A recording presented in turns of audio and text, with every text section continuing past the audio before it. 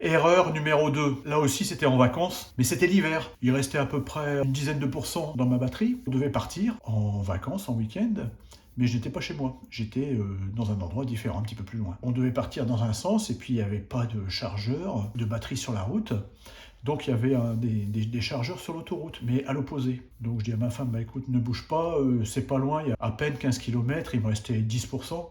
Je dis, je vais faire le plein d'électrons à ce superchargeur, enfin à ce chargeur rapide à l'époque. Et puis bah écoute, je mets pas comment dire, de planificateur ni rien parce que je connais, je sais où c'est.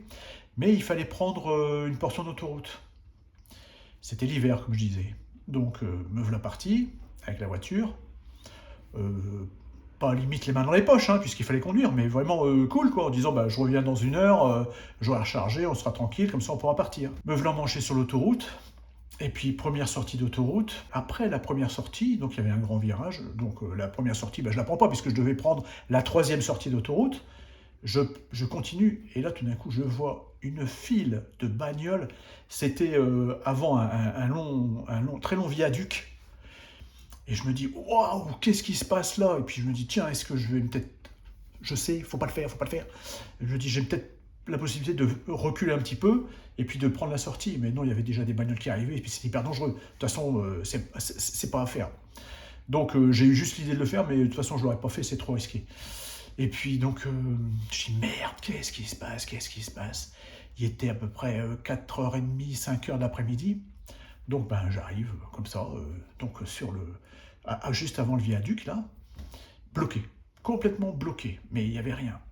Bon, j'attends, etc. Je mets la radio, et puis il faisait froid. Et là aussi, non mais le ciel s'assombrit, du vent, une tempête, froid. Mais bon, j'étais arrêté cette fois-ci par rapport à l'erreur numéro un. Là, j'étais arrêté. Je me dis, mais j'avais pas de couverture, rien, mais j'avais juste un petit blouson, quoi. Je n'avais rien prévu de particulier. J'étais pas parti pour l'aventure, hein. Je me disais, merde, qu'est-ce qui se passe, quoi. Alors, oui, alors avant d'aller plus loin, je te mets en description de la vidéo un lien pour un e-book gratuit et un simulateur gratuit. Donc n'hésite pas à y aller, c'est gratuit. Je dis, mais qu'est-ce qui va se passer? Tout d'un coup, je vois les pompiers, les ambulances, comme ça sur la bande d'arrêt d'urgence. Je dis, oh là là, ça doit être un truc, un accident pas mal. Et à un moment, un hélicoptère, deux hélicoptères qui passent. Je dis, oh là, ça, j'en ai pour des heures et des heures et des heures. Mais bon, il faisait froid. À un moment, bon, du vent, et puis c'est un vent latéral. Bon, envie de faire pipi. Donc, bah, tu sors de la voiture, tu fais pipi là comme ça. Je raconte hein, ce qui s'est passé. Bon, je rentre, mais gelé, quoi, complètement gelé. Je mets un peu de chauffage, et puis bah, tu vois que la batterie qui commence à baisser un peu. Hein, et puis j'étais parti à 10, bah, 9, 8, ça baisse, ça baisse. Alors je te donne la conclusion tout de suite. J'ai été bloqué pendant 3h30. 3h30. Putain, j'en pouvais plus. Là aussi, je te dis pas, ça coulait là. Bon, là j'étais tout seul, hein, mais putain, ça commençait à aller suer, hein, ça coulait là, sous les bras et tout. J'avais les mains moites et les pieds poites. Je me suis dit, mais je vais jamais s'en sortir, je vais pas pouvoir redémarrer quoi. 3h30, je sais pas si tu te rends compte, mais c'est long. Hein. Donc j'ai téléphoné à ma femme en disant, bon bah écoute, je suis bloqué, on va pas pouvoir partir ce soir, on repartira demain, mais je suis bloqué, je peux plus bouger, je peux plus bouger. Je m'en suis voulu de ne pas être sorti plus tôt. Donc résultat des courses, un conseil, chose à ne jamais faire, même si tu pars pour un petit déplacement, un petit voyage, un petit trajet. Mets déjà ton planificateur, utilise-le pour voir un petit peu combien tu vas utiliser de batterie. Et surtout, tu mets le Waze avant de partir. Et tu regardes, tu mets Google Maps, tu regardes, même pour rien. Et d'ailleurs, il n'y a pas longtemps, bon, j'habite dans la banlieue de Lille.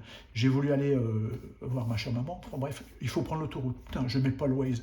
Je prends la voie rapide, là, je prends le. Paf, bloqué. Mais je dis, c'est pas vrai. C'est pas vrai. Encore une fois bloqué. Donc, un conseil bah, que j'applique maintenant depuis presque toujours. Pas toujours, malheureusement, puisque je te dis ça, je me suis fait avoir encore une fois. Avant de partir, mets un Waze, quelle que soit la destination, quelle que soit la durée du trajet, même si c'est pour 10 km, dans la mesure, bien sûr, où tu prends l'autoroute, parce que une fois que tu es bloqué sur l'autoroute, tu ne peux plus sortir. Bon, sur des petites routes, des nationales, tout ça, tu arrives toujours à t'en sortir un peu. Mais à partir du moment où tu sais que tu dois prendre l'autoroute, une voie rapide, urbaine, quoi que ce soit, où tu sais que tu ne pourras pas sortir facilement, mais ton Waze, quoi. Parce que sinon, foutu, 3h30, j'en pouvais plus, quoi. 3h30, c'était long. Froid, le stress, l'angoisse de se dire, mais ça va durer combien de temps? Ça va durer combien de temps? Je dis, c'est pas possible. Donc maintenant, je mets toujours mon Waze. Enfin, j'essaie de toujours mettre mon Waze. Donc ça, c'était l'erreur numéro 2. L'erreur numéro 1, tu peux la retrouver là. L'erreur numéro 1, c'est l'erreur numéro 1 que tu peux retrouver, donc comme je disais, sur ce lien-là. C'est une erreur qui est à peu près la même chose, mais là, c'était sur un long trajet et pour d'autres raisons. Donc, je t'encourage à aller voir cette vidéo-là. Très intéressante aussi. Je fais une série sur les erreurs que j'ai commises déjà depuis un certain temps, puisque ça fait très longtemps maintenant que j'ai des véhicules électriques, que j'ai eu mon premier véhicule électrique. Donc, encore une fois, des erreurs, j'en ai commises.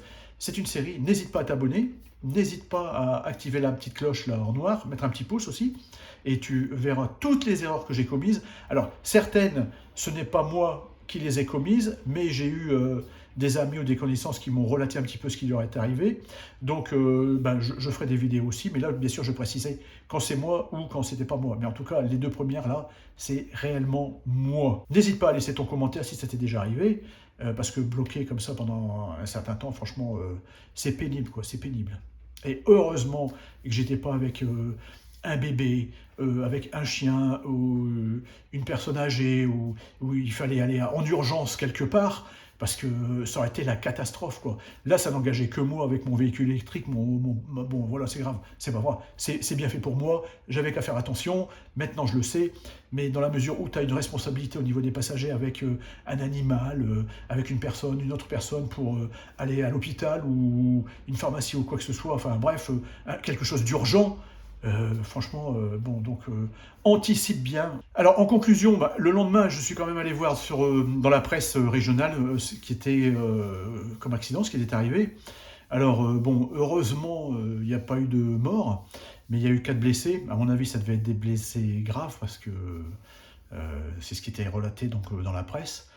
Et puis, c'est vrai que je m'étais dit de toute façon à l'époque, 3h30 d'attente par rapport à un accident, et peut-être des morts et des blessés graves au regard de tout ça, c'est rien du tout, quoi. Donc, il vaut mieux attendre 3h30 dans ta voiture que de subir un accident et que subir ce qu'ont subi ces personnes-là, malheureusement.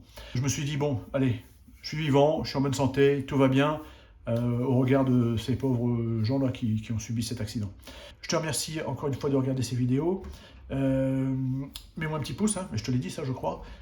Voilà, écoute, je te remercie beaucoup, et puis à bientôt.